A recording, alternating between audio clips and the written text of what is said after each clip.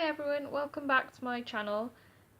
Sorry it's been a while. I've been feeling quite poorly. I've been having a bit of a gastroparesis flare up, well, quite a nasty one actually. So I haven't really been up to making videos. So today's video is themed on that. I'm going to be talking about my low spoon activities. Now the main one I've been turning to, and I've been turning to quite a lot, is that I've got different TV playlists and I've got some music playlists, and I tend to go to these all the time because they're things I don't really have to think about. I've set them up when I've had the spoons so that when I don't have the spoons I can just click on it. I have easy to watch things, so things that are quite short that don't take much focus. I've got The Simpsons and Family Guy, and the main one's a show called Speechless, which I think is American, but I can get it online. Music wise, I have different playlists for different moods, but I have one that's upbeat, and then I have one that's quite calming, and those are the ones that I tend to use the most when I'm having a low spoon day.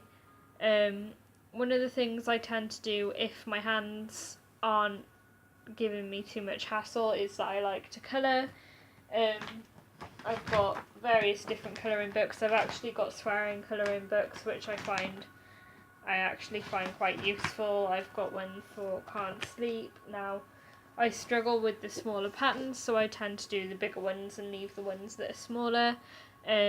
But I can use these. If you have trouble holding pens, like I sometimes do, even with grips, I can't hold them properly, then there are apps on your phone that you can use for colouring, which if I'm having trouble, then I will go to these instead. I also tend to use the apps when I'm in hospital because packing colouring books and pens can be quite bulky, so the apps are really helpful in doing that. If I have the focus, I read.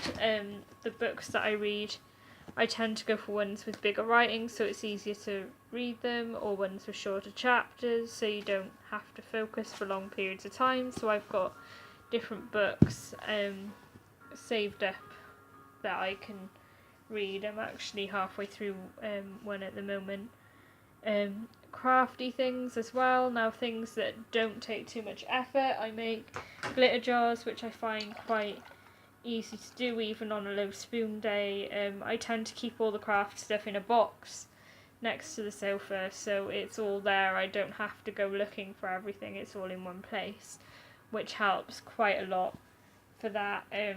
Painting nails, this isn't something I do anymore because I shake a bit and I tend to drop things, so it's quite difficult for me, but I know people find painting their nails can be quite useful even on a low spoon day. I'm quite a tactile person. If I'm feeling quite anxious or stressed, like if I'm low on spoons but I'm still quite anxious, then I keep tactile things. I've got kinetic sand here, which I can play with or run through my hands. I've got fidget cubes, so I keep things like this around if I'm getting stressed. Pets can be so helpful. I've got chinchillas, which if I'm having a rough day and I'm low on spoons and I'm a bit fed up, then I'll get the chinchillas out, have a run around, have a cuddle with them, and that is really helpful. For those who have pets, I'm sure you'll understand just how helpful it can be if you're having a bad day to sit with your pets and have cuddles with them. On any low spoon day, getting yourself comfy where you are can be really helpful, so like blankets and pillows, and I use a heat pad and anything really that can make it make yourself more comfortable, make it a little less lonely and down. Online, like getting online, I'm online quite a lot on Facebook and Instagram, talking to people, so even I can talk to people online now like I don't know what we would have done before the internet, because you can just talk to anyone at any time. I have friends like in America as well, so even if it's the middle of the night, there's someone around and someone online normally, and that can really help.